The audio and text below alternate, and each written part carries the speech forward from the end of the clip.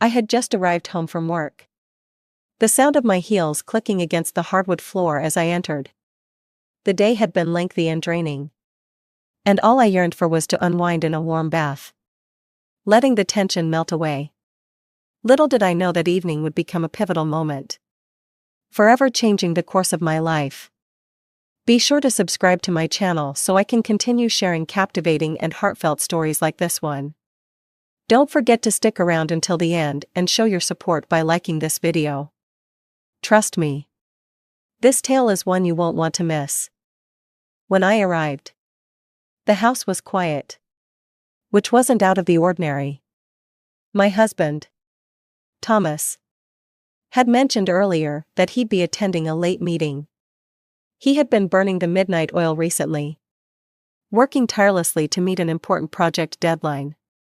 This often left just Logan, Thomas's son from his previous marriage, at home. Logan, 20, was a reserved yet endearing young man who rarely caused any trouble. He worked part-time at the local hardware store and spent most of his free time in his room. While we weren't particularly close, we had a cordial relationship founded on mutual respect. I always considered him someone who valued his personal space and solitude. Much like his father, I had grown accustomed to the calmness of the house when it was just the two of us. As I placed my bag on the kitchen counter and poured myself a glass of water, I noticed Logan's pickup truck parked in the driveway. Strange, I thought. He usually worked late shifts. Casually, I called out his name, my voice echoing through the quiet house. No response. I didn't think much of it, assuming he was in his room, possibly listening to music or napping. After finishing my drink, I headed upstairs to change into something more comfortable after such a demanding day. All I wanted was to rest. As I walked past the bathroom, I caught the faint sound of running water and noticed the door slightly ajar. This struck me as unusual. Logan was meticulous about his privacy and always ensured doors were securely shut, particularly the bathroom door. My curiosity piqued. I hesitated briefly before gently pushing the door open a bit more. What I saw made me stop in my tracks. Logan stood at the sink, his back to me, his posture tense as though he was deeply engrossed in something. His movements were hurried and awkward. I realized he was shirtless, his pants hanging loosely at his hips, and he seemed to be scrubbing something with a washcloth out of view. The creak of the door startled him. He spun around, his eyes wide with alarm. "Oh my God! I didn't hear you come in," he exclaimed, his voice trembling. I froze, equally shocked. My eyes darted between him and the washcloth, uneasy feelings settling over me. This was far from what I had anticipated seeing, and guilt washed over me for intruding. "I'm so sorry," I muttered, averting my gaze. I didn't mean to interrupt. I quickly stepped back, my heart racing as I reached for the doorknob, ready to retreat and give him the privacy he clearly wanted. But before I could close the door, Logan's voice stopped me. "Wait," he pleaded, his tone laden with desperation. "It's not what you think." I hesitated, my hand hovering over the doorknob. Part of me wanted to leave and pretend nothing had happened, but another part was intrigued. His voice didn't carry the defensiveness of someone caught doing something wrong. Instead, it was filled with shame and distress. Against my better judgment, I turned to face him again, keeping my expression neutral. "Okay," I said cautiously. "What's going on?" Logan's eyes dropped to the floor. His cheeks flushed a deep red. He seemed to struggle to find the right words, fumbling with the washcloth in his hands. Finally, he exhaled a long breath and confessed, "I just didn't know who else to turn to." "What do you mean?" I asked gently, my curiosity growing despite the awkwardness of the situation. He shifted uncomfortably, avoiding my gaze. It's personal, he admitted quietly. I've been dealing with something. And I don't know what to do. Dad's not here. And you're the only person I could think to talk to. His vulnerability caught me off guard. Logan was typically self-reliant, rarely opening up about personal matters. The fact that he was seeking my help gave me pause. I stepped into the bathroom, closing the door slightly to provide us with a bit of privacy. All right, I said softly, keeping my voice steady. Why don't you tell me what's going on? Logan hesitated for a moment before beginning to explain. At first, his words were fragmented and hesitant. He grappled with expressing the pain he was going through. I listened intently, trying to piece together his words. It quickly became clear that this was a sensitive topic, one he felt too awkward to discuss with Dad. As he opened up, I couldn't help but feel a deep sense of compassion. Seeking help, especially about something so personal, is never easy. I noticed the tension in his eyes, a visible struggle between wanting assistance and fearing judgment. All right, I said after a moment of thought. First of all, it's great that you're paying attention to these things. It shows that you value your well-being. Second, there's no shame in asking questions or seeking advice. Logan looked up at me, gratitude and relief shining in his eyes. Really? You don't think this is weird? Not at all, I assured him. Everyone wonders about their bodies from time to time. It's perfectly normal. For the next several minutes, I gave him the best advice I could, drawing on my own experience and knowledge.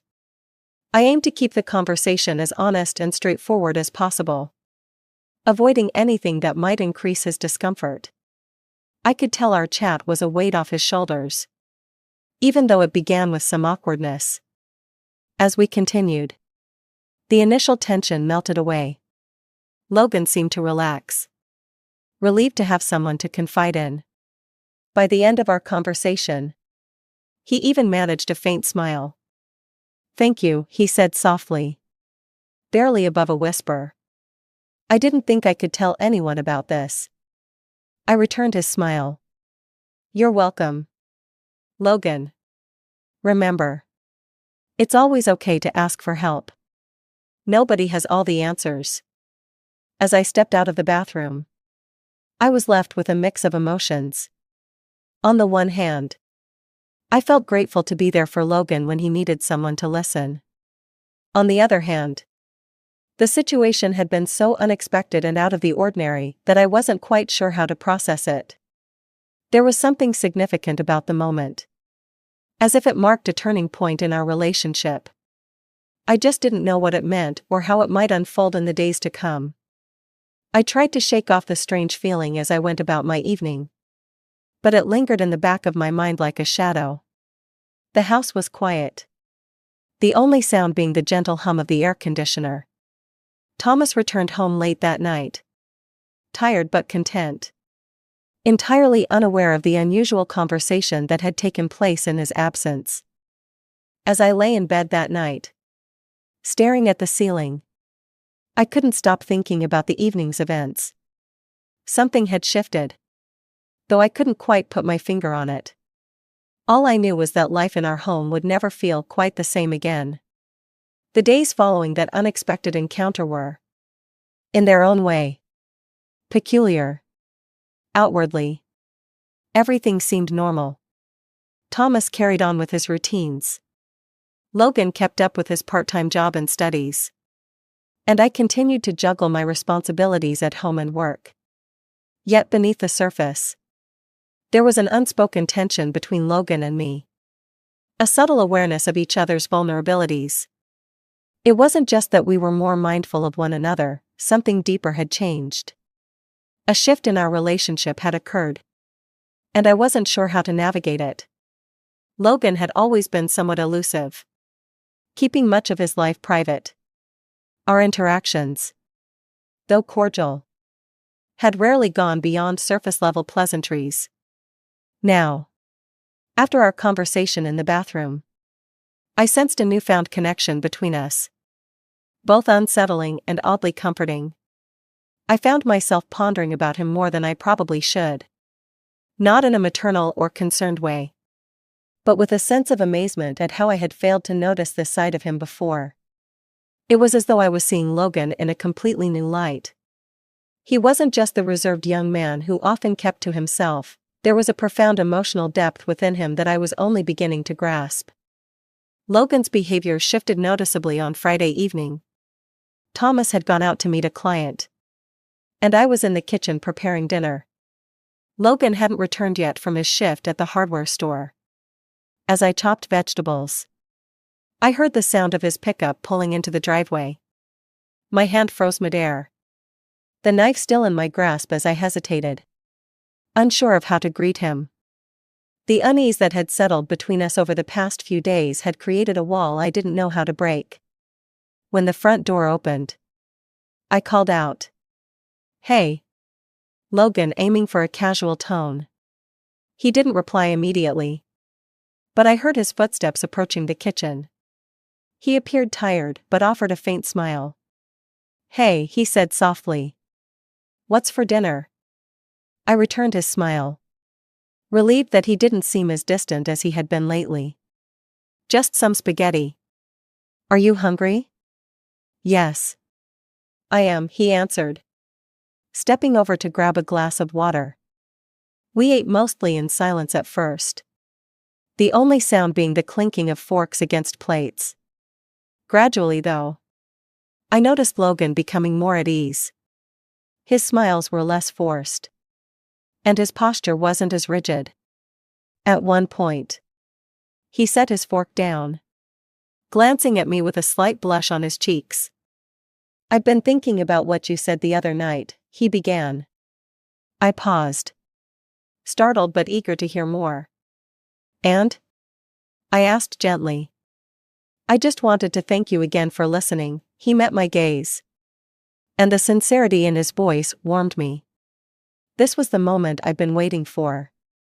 Unsure of how to reach it, but relieved he felt comfortable enough to share. "Of course, Logan," I replied softly. "I'm glad I could help." A stretch of silence followed, but this time it felt less awkward. For the first time in days, it felt like we were having a real conversation instead of just exchanging polite words. "You've always been kind to me," he said, his voice quieter now. "And I don't want you to think I take it for granted." I nodded, struggling to express how much his words meant. "I know it's not always easy," I said after a moment, "but I'm glad you feel you can talk to me." He smiled, more relaxed now. "I'll try to keep that in mind," he said, reaching for another helping of spaghetti. Dinner gradually became more casual. We discussed his studies, his part-time job, and a new Netflix series we were both following. It was a small step forward, but progress nonetheless. Logan was beginning to open up, even if only in small ways. Later that night, after we finished eating, I stretched out on the couch with a book. Logan retreated to his room, his footsteps light on the floor. As I turned a page, I found myself wondering if he was still reflecting on what we discussed.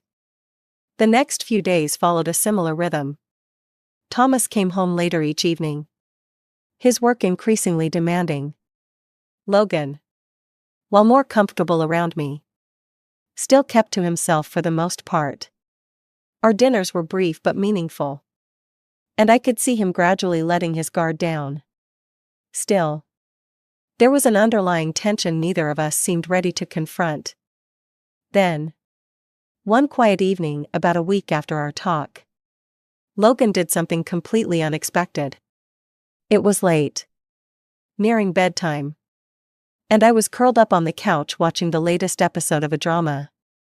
Logan suddenly appeared in the doorway, his expression unreadable. "Can I talk to you?" he asked. his voice barely a whisper. I sat up immediately, my heart racing. Of course. Come in.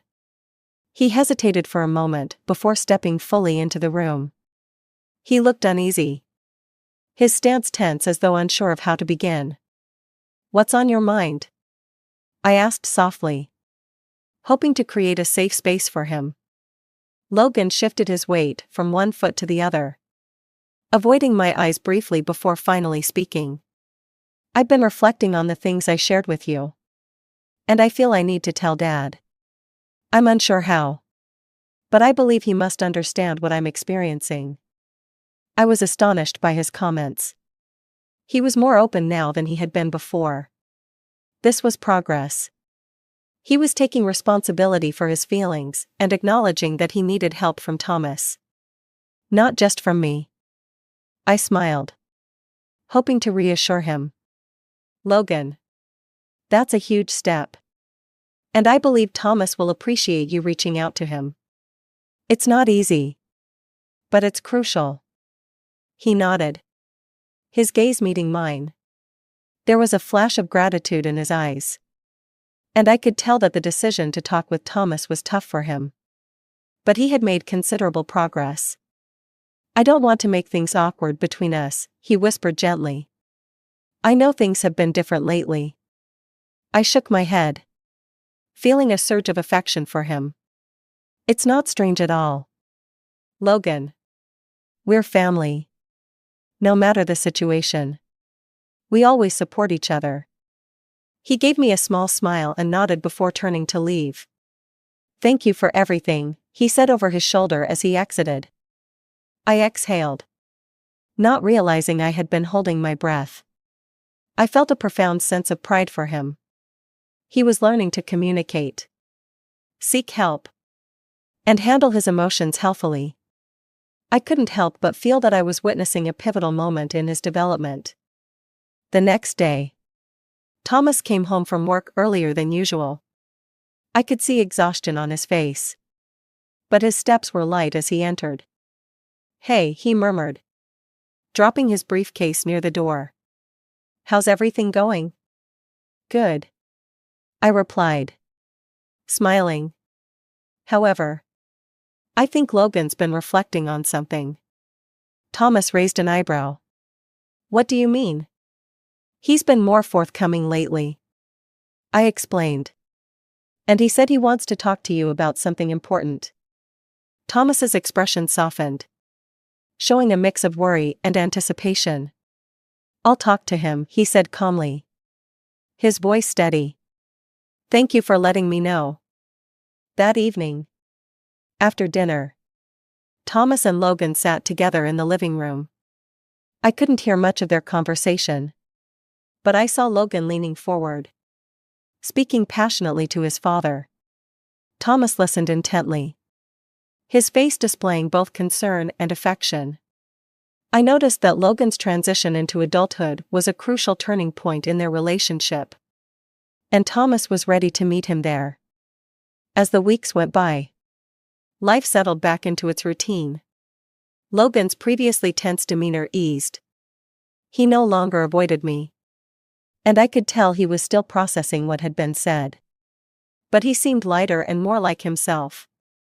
Thomas and Logan spent more time together, strengthening their bond. And Thomas was clearly making an effort to be more present for his son. One weekend, Thomas suggested we go on a day trip to the lake. It was his way of building our connection, and I thought it was a wonderful idea. The weather was perfect, with clear blue skies and a gentle breeze. We packed lunch, drove to the lake, and spent the day relaxing and having fun. We swam, played frisbee, and enjoyed the beach. Logan seemed genuinely happy, smiling and joking with Thomas in a way I had never seen before. Watching them interact warmed my heart, and I hoped this trip would mark a meaningful change for all of us. As the sun began to set, casting golden hues over the lake, we sat on the beach, savoring the final moments of the day. Thomas had fallen asleep on a blanket, his snores blending with the sound of the waves. Logan and I sat a few feet apart, gazing at the horizon. "Thank you for coming today," he murmured after a long silence. "It's been nice just spending time together." I smiled, feeling a sense of peace wash over me. "I'm glad we came. We should do things like this more often." He nodded, his gaze fixed on the ocean. "Yes. I think it helps." We sat in quiet for a little longer, an unspoken understanding filling the stillness. When Thomas awoke, we gathered our things and headed home, filled with laughter and memories from the day. That night, as I lay in bed next to Thomas, I reflected on how far we had come as a family. The past 2 weeks had been challenging, but they also brought us closer in ways I hadn't anticipated. Logan's journey was far from over, but I was confident that he, and all of us, were heading in the right direction.